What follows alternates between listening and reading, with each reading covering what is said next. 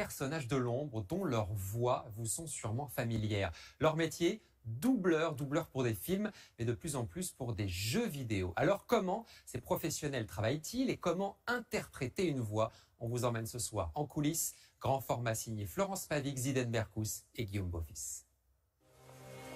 Une espionne tout droit sortie des années de la guerre froide. Voici l'héroïne de l'un des jeux vidéo les plus vendus sur la planète. C'est le seul moyen. Mais derrière Samantha Maxis se cache un visage et une voix bien réelle. J'ai quasiment aucun souvenir d'enfance. Mais je sais tout de même qui je suis et ce que je fais. Mémoire. Ceux de Fanny Bloch, comédienne. C'est elle qui fait la voix française du personnage. Sa difficulté, ne pas avoir sous les yeux son alter ego virtuel. Regardez la vidéo et dites-moi que je me trompe. Contrairement au doublage cinéma, dans l'univers des jeux vidéo, on ne voit pas les scènes.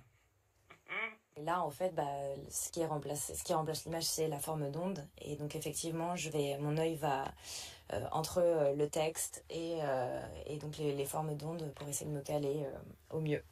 Chacun de ces petits rectangles qui fluctuent représente un extrait de la voix originale. Fanny Bloch doit y insérer sa traduction.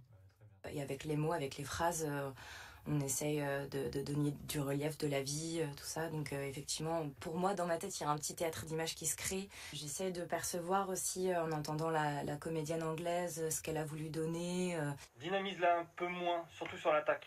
Ouais. Tu vois. Alors en anglais, elle joue presque la méchante, quoi. Ouais. De l'autre côté de la vitre, Kevin Way, le directeur artistique. C'est le seul à connaître les grandes lignes de l'histoire. Sur ce marché très concurrentiel, les fabricants de jeux laissent filtrer au compte-gouttes les informations. C'est donc lui qui guide les comédiens. Au lieu de ça, je suis ici. Il faut que quand le joueur ou la joueuse écoute la version française, il n'ait pas une notion de quelque chose qui est trafiqué. Nous, notre rôle, c'est aussi de se détacher à un moment de ce qu'on a en anglais et en américain pour créer quelque chose de naturel, donc en rajoutant des mots qu'il n'y a pas en anglais ou en enlevant des mots. Merci Fanny, c'est terminé. En France, environ 3000 comédiens font du doublage.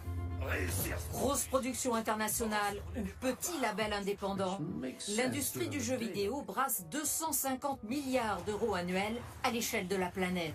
Bien plus que le cinéma. Et question réalisme, certaines créations rivalisent avec les films. Tout ce que tu diras. Les nouvelles technologies bouleversent les codes du doublage. Nous voici sur un plateau de tournage un peu particulier pour une démonstration. Ce comédien s'apprête à donner vie en anglais à un personnage en cours de création. Donc là, il y a une petite caméra qui va filmer le visage de Dominique pendant la performance. Une caméra pour les expressions faciales, des capteurs pour enregistrer chaque mouvement du corps.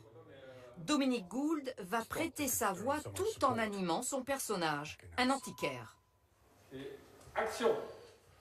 I always thought they were nothing but cranks in their city uniforms. I see now that it's serious, deadly serious, and you're right. It's bloody frightening. Le doublage classique, si on parle de doublage, c'est vrai que on doit recréer quelque chose qui a déjà été fait, alors que là, on crée. Résultat sur l'ordinateur, une synchronisation parfaite entre les paroles et les gestes. Donc là, on a les points bleus. Vous voyez les petits carrés bleus, bleu clair, qui sont les clones numériques des marqueurs qu'il a sur le corps.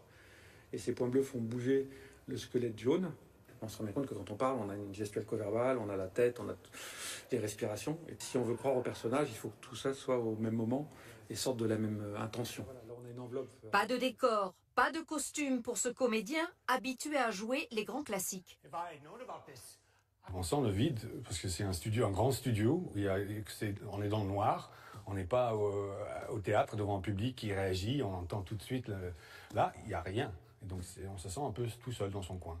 Les nouvelles technologies finiront-elles un jour par réduire au silence les comédiens de doublage? Mais la vie, elle vient du comédien. Et la vie, l'ordinateur, c'est pas la générer. Ce qu'offre un acteur, ce qu'il nous offre, c'est son mouvement. Enfin, c'est sa voix et son corps. Enfin, son corps qui bouge. En 2020, plus de 27 millions de jeux vidéo ont été vendus en France. Le métier de comédien doubleur n'est pas près de s'essouffler.